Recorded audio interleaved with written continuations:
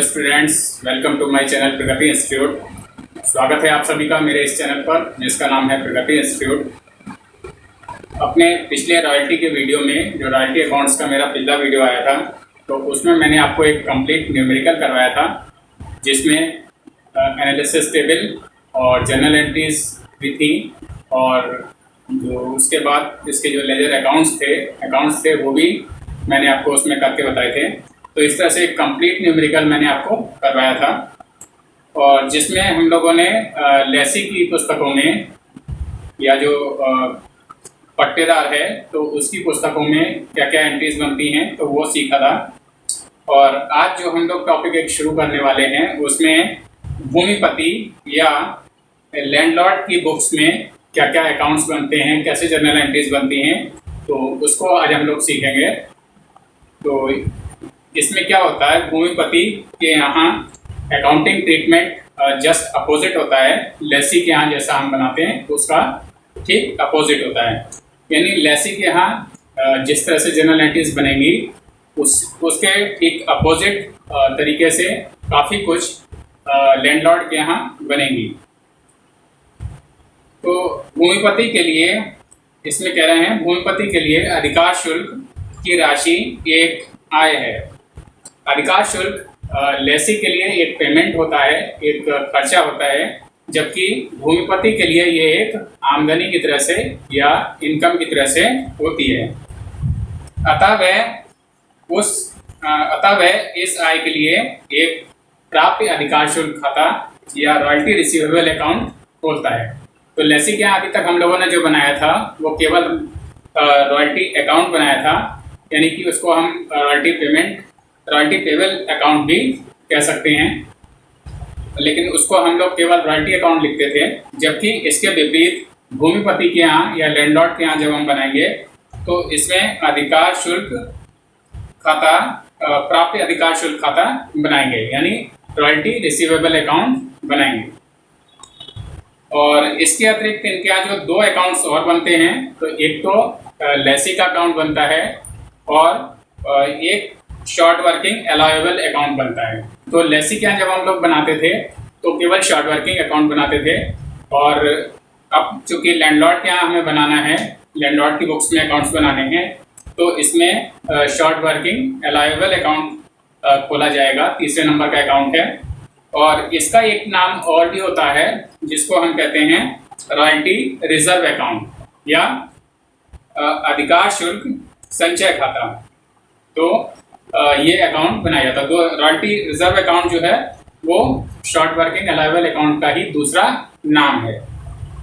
जिस वर्ष अधिकार शुल्क की राशि न्यूनतम किराए से कम होती है, यानी रॉयल्टी कम है और मिनिमम रेंट ज़्यादा है, तो उस वर्ष संपत्ति का स्वामी या जो लैंडलॉर्ड है वो न्यूनतम किराए की रकम वसूल कर लेता है, न्यूनतम किराया वो प्राप्त कर लेता है। और इस प्रकार वास्तविक अधिकार शुल्क से जितनी अधिक रकम स्वामी को मिलती है, लैंडलॉर्ड को मिलती है, वो अगर देखा जाए तो उसके लिए एक लाभ है।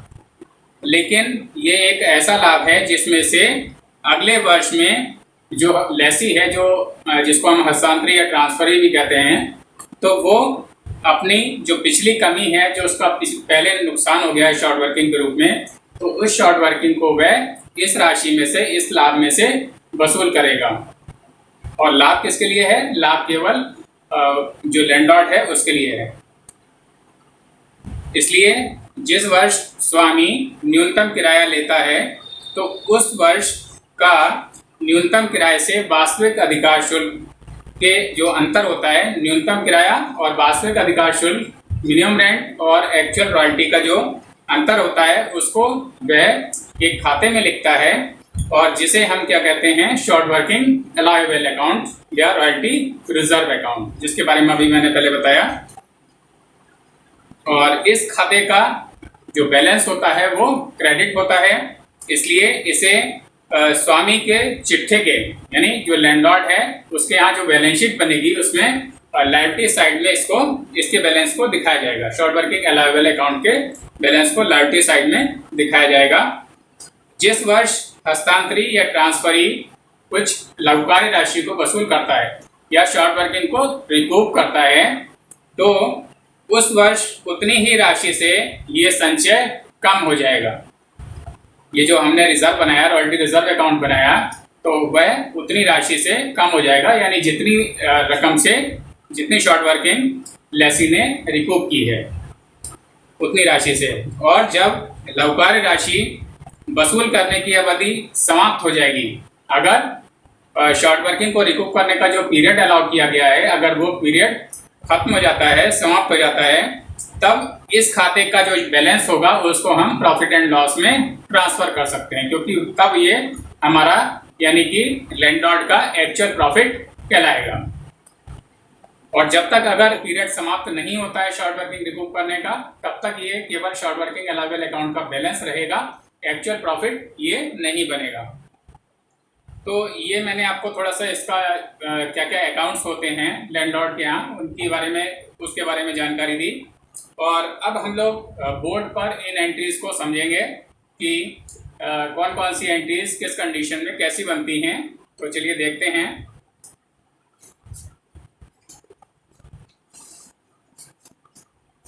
तो journal entries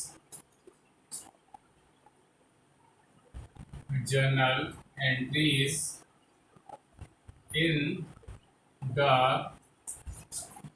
books of landlord के यहाँ कौन कौन सी एंट्रीज बनेंगी उनको देखेंगे। तो इसमें फर्स्ट कंडीशन है when amount of royalty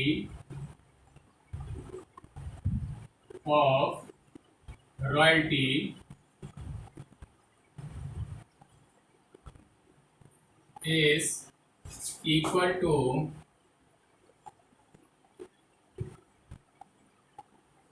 minimum rent।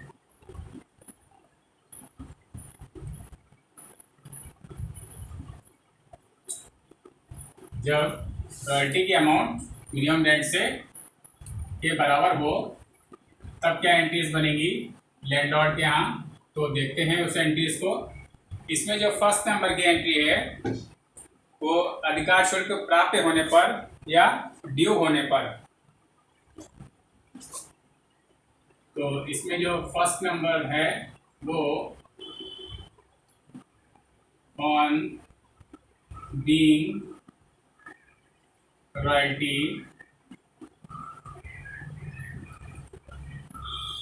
Due. Royalty जब ड्यू होगी तो क्या एंट्री बनेगी, लेसी डेबिट हो जाएंगे और टू रॉयल्टी रिसीवेबल अकाउंट हो जाएगा। लेसी डेबिट हो जाएंगे टू रॉयल्टी रिसीवेबल अकाउंट, ये हो जाएगा। नरेशन हो जाएगी royalty due from lessee, due from Lesi.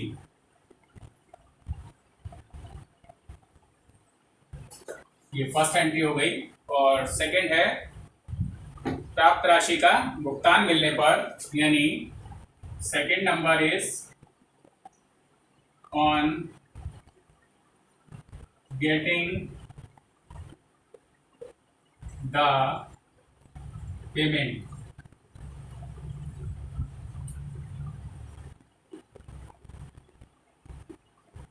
Payment जब इसको लैंडलॉर्ड को मिलेगा तो क्या बनेगा, बैंक या कैश अकाउंट डेबिट, बैंक या कैश अकाउंट डीआर हो जाएगा टू लेसी हो जाएंगे।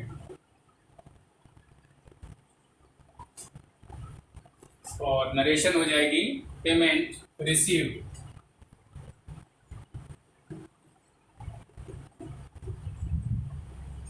Payment received. इसके बाद है on closing the books, on closing the books. जब बुक्स को हम क्लोज करेंगे eight the end of the year तो क्या एंट्री बनेगी? तो रॉयल्टी रिसीवेबल अकाउंट का जो भी बैलेंस होगा उसको प्रॉफिट एंड लॉस में ट्रांसफर कर दिया जाएगा। रॉयल्टी रिसीवेबल अकाउंट BR हो जाएगा टू P&L अकाउंट। इसकी नरेशन हो जाएगी royalty receivable account transfer to royalty receivable account transferred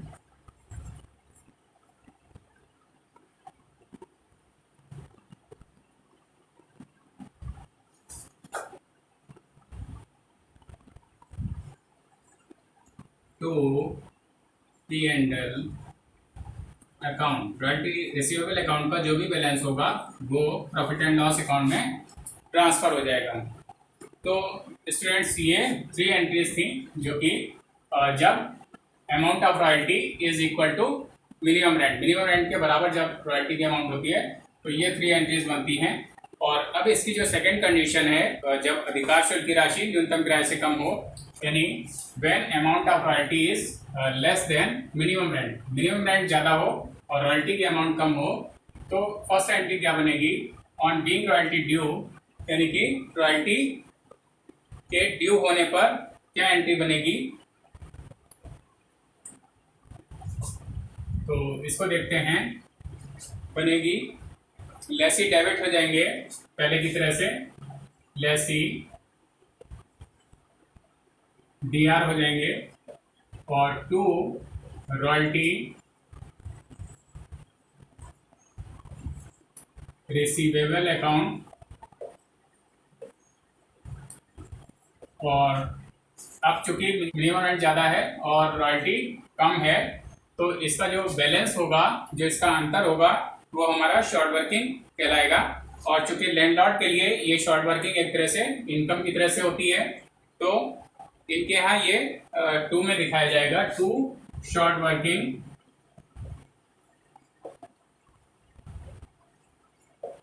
working allowable account, या इसको रॉयल्टी रिजर्व अकाउंट भी कहते हैं, जैसा मैंने पहले बता चुका हूँ। अब नरेशन लिखते हैं इसकी। तो नरेशन होगी royalty and short working allowable due from lessee. Royalty and short working allowable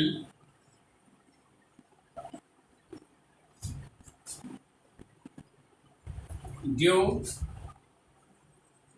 from lessee।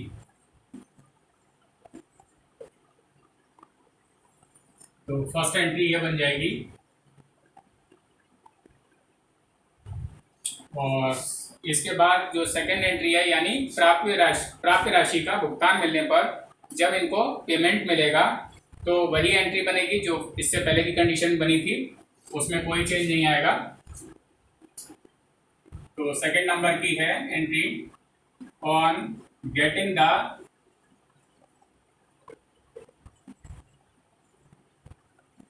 Payment या ऑन रिसीविंग द पेमेंट। और इसमें क्या बनेगी? वही बैंक या कैश अकाउंट डेबिट,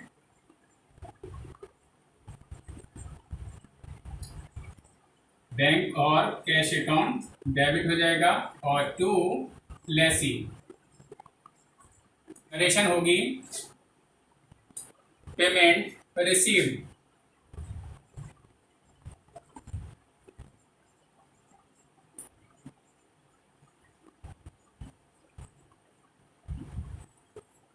ये सेकेंड नंबर की एंट्री हो गई।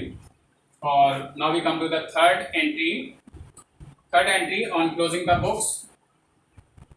जब at the end of the year books close होंगी तो क्या एंट्री बनेगी? On closing the books. Books को जब क्लोज करेंगे तो क्या एंट्री बनेगी? फिर से वही बनेगी जो ऊपर वाली कंडीशन में बनी थी, तो यानी royalty receivable account debit. Royalty receivable account debit to P&L account.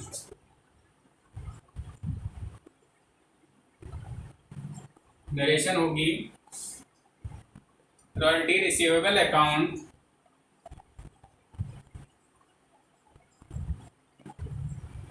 Royalty receivable account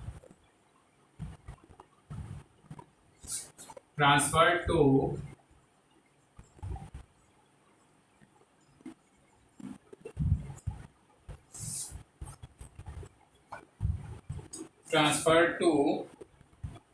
P&L account.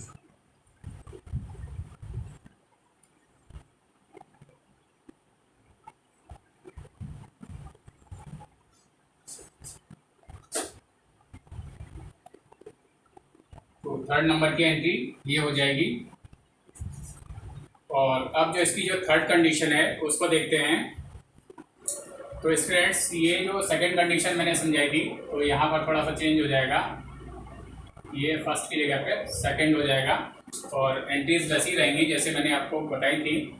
और अब जो इसके आगे की जो थर्ड कंडीशन है, यानी कि जब अधिकार शुल्क की राशि न्यूनतम किराए से अधिक हो, amount of royalty is greater than minimum rent, और साथ ही लवकारी राशि को वसूल करने का अधिकार भी हो, यानी right of recouping the short working is also there.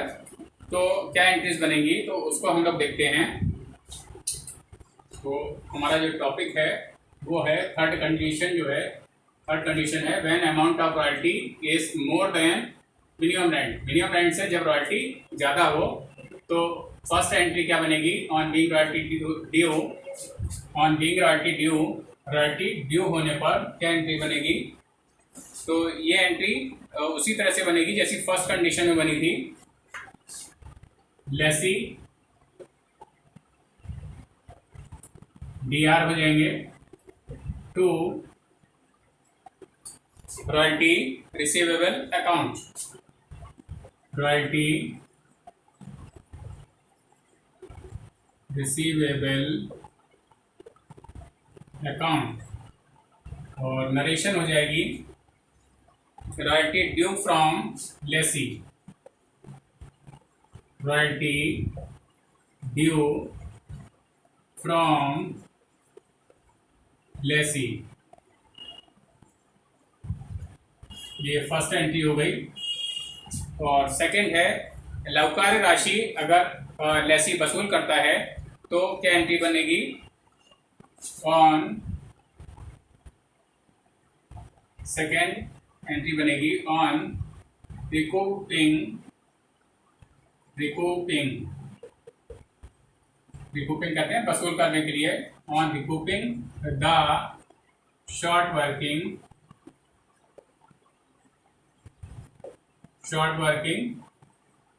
को जब वसूल किया जाएगा लेसी के द्वारा तो क्या एंट्री बनेगी? Short working allowable account DR हो जाएगा।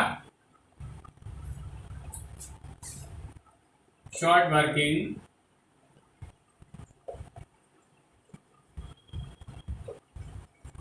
अलाउएबल अकाउंट DR हो जाएगा। और इसको हम एक रॉयल्टी रिजर्व अकाउंट भी कहते हैं। तो और करके मैं लिख दे रहा हूँ रॉयल्टी रिजर्व अकाउंट।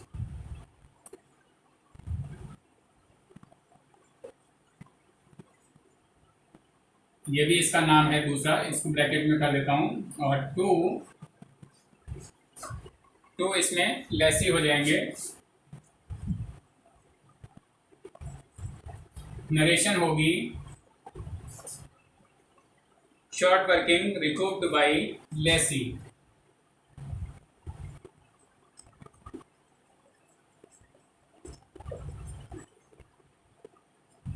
recouped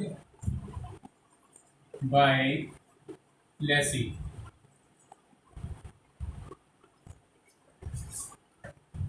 ये सेकंड नंबर की एंट्री हो गई।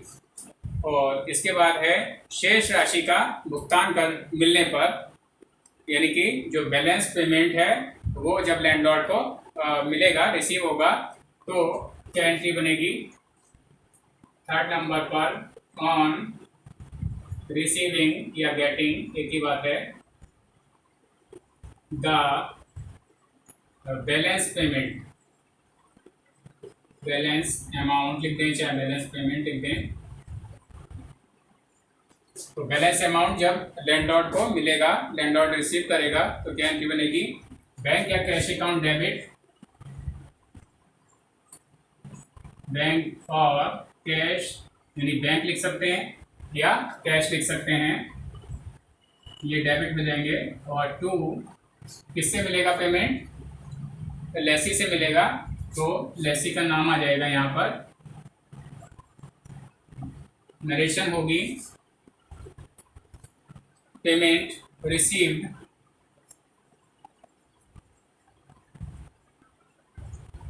Payment received.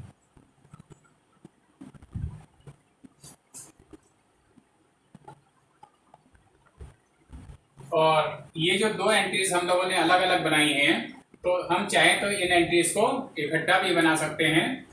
और वो कंपोजिट एंट्री या इकट्ठा एंट्री कैसे बनेगी, तो उसको देखते हैं। On mixing the above two and three entries,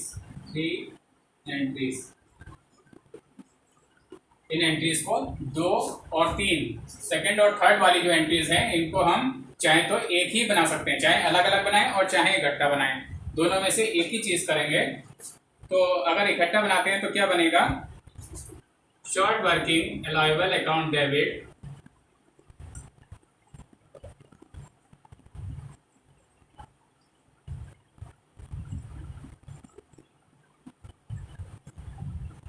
allowable account लिख लें, चाहे रॉयल्टी रिजर्व अकाउंट लिख लें, दोनों में से एक लिख लें। यहाँ पर मैंने दोनों लिखे थे, लेकिन यहाँ पर केवल एक ही लिख रहा हूँ। और इसमें जो बैंक या कैश हमें मिलेगा, तो उसको भी डेबिट कर लेंगे।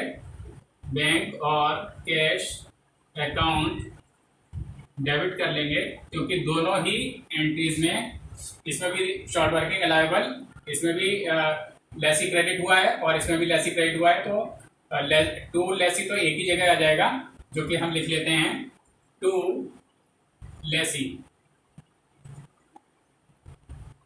और ये जो डेबिट वाली लाइनें हैं वो अलग हैं। शॉर्ट वर्किंग अलाउएबल अकाउंट, इसमें भी डेबिट हो रहा है और ये भी डेबिट हो रहा है, लेकिन लेसी दोनों में क्रेडिट हो रहा है। तो short working allowable account debit कर लिया और बैंक या कैश अकाउंट डेबिट कर लिया, टू लेसी लिख दिया। नरेशन होगी पेमेंट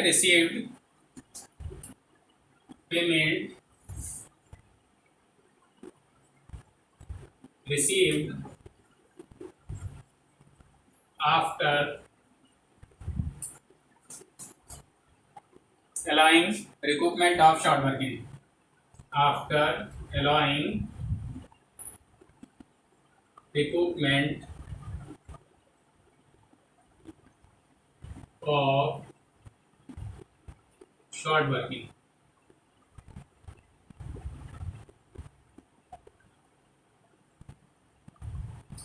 तो ये इसकी जनरल एंट्री हो गई। और जब दोनों एंट्रीज को अगर हम मिला देते हैं, मिक्स कर देते हैं, तो ये एंट्री हमारी बन जाएगी।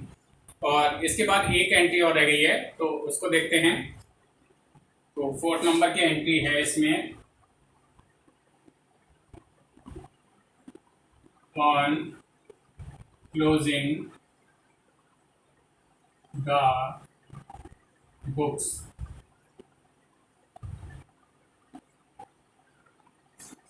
बुक्स को जब क्लोज करेंगे तो क्या बनेगी, royalty receivable account debit royalty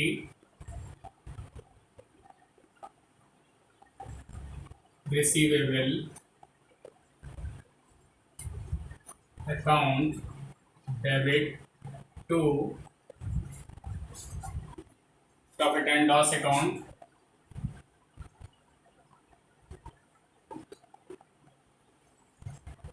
और नरेशन होगी royalty receivable account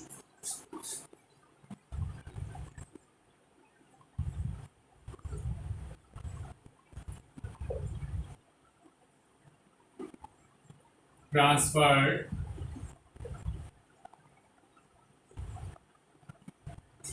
to P&L account.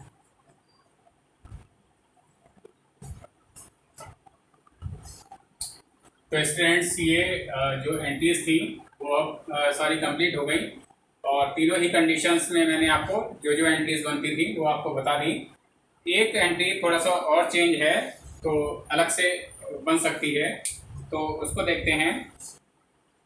तो थोड़ा सा अलग चीज़ है तो उसको समझते हैं।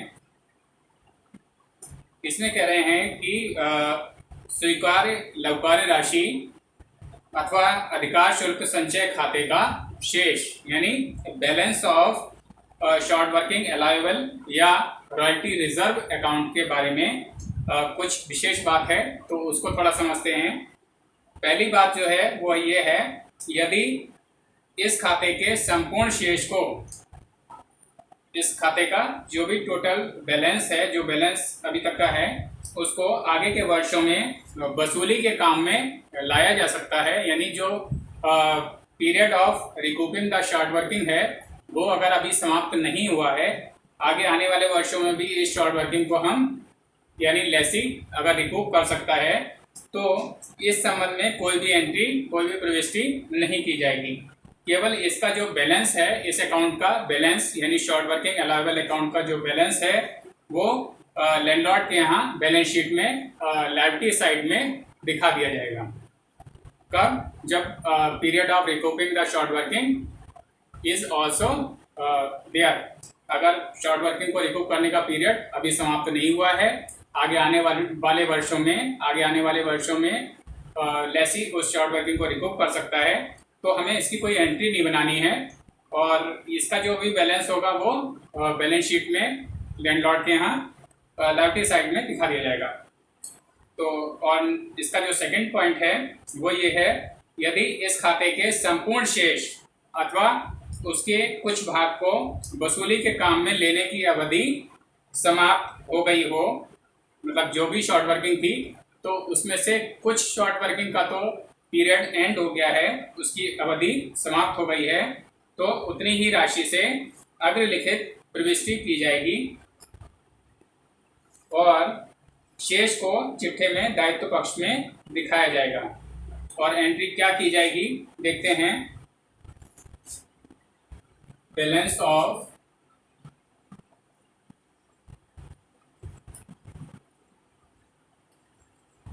शॉर्ट वर्किंग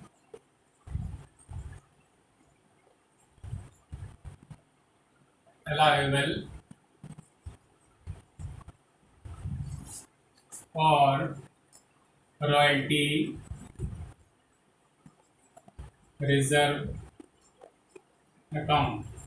इस बैलेंस का हम क्या करेंगे, इस टॉपिक में ये पढ़ रहे हैं। इस बैलेंस का हमें क्या करना है eight the end of the year.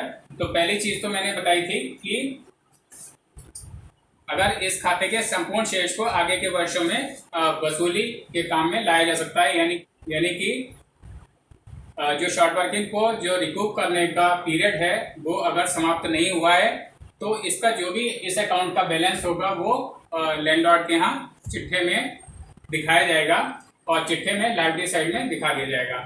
लेकिन अगर कुछ इस शॉर्ट वर्किंग का कुछ भाग को रिकूप करने का जो पीरियड है वो समाप्त हो गया है तो उतनी राशि से ये एंट्री की जाएगी, जो कि मैं अब लिख रहा हूँ। Short working allowable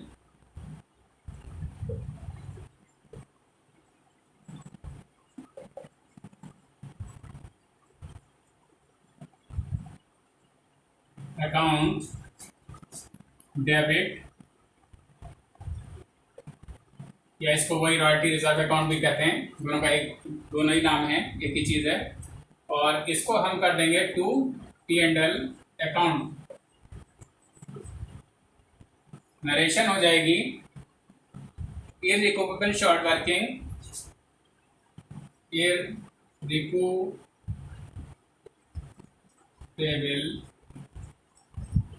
short working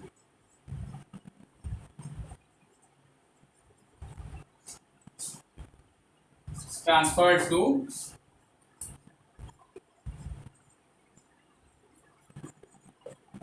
P&L account.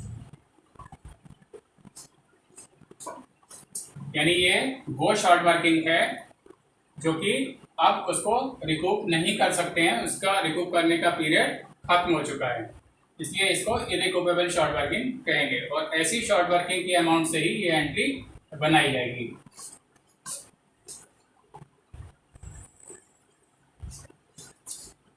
तो स्टूडेंट्स, ये सारी एंट्रीज अब कंप्लीट हो गई जो कि लैंडलॉर्ड के यहाँ बननी थी, भूमिपति के यहाँ बननी थी। और अब इससे रिलेटेड जो न्यूमेरिकल है वो मेरे इससे नेक्स्ट के वीडियो में होगा, इससे अगले वाले वीडियो में होगा। तो उस वीडियो को आप लोग देखना ना भूलें, इस वीडियो को देख लें और इससे पहले के जो रॉयल्टी के 5 वीडियोज़ हैं उनको भी आप लोग अच्छे से देख लें, और जिससे आपको ये पूरी बात यहाँ तक, जो पूरा टॉपिक है यहाँ तक समझ में आ जाए। और इस वीडियो को बार बार चलाकर देख लें। इस वीडियो को और इससे पहले के जो भी वीडियोस हैं उनको अपने फ्रेंड्स और क्लासमेट से भी शेयर करें, उनको इसके बारे में बताएं। और अगर इन वीडियोस में, इसमें और इससे पहले के किसी भी वीडियो में अगर आपको कोई चीज़ नहीं समझ में आती है तो आप नीचे कमेंट सेक्शन में लिखकर मेरे से पूछ सकते हैं, या इंस्टाग्राम पे भी फॉलो कर सकते हैं। और साथ ही एक और ज़रूरी बात कि अगर अब तक आप लोगों ने मेरे इस चैनल को सब्सक्राइब नहीं किया है तो सब्सक्राइब कर लें, जिससे आपको आगे आने वाले वीडियोस के नोटिफिकेशंस समय से और सबसे पहले मिलते रहें, उनकी जानकारी मिलती रहे। इस वीडियो को मैं यहीं पर एंड करता हूँ। Thank you.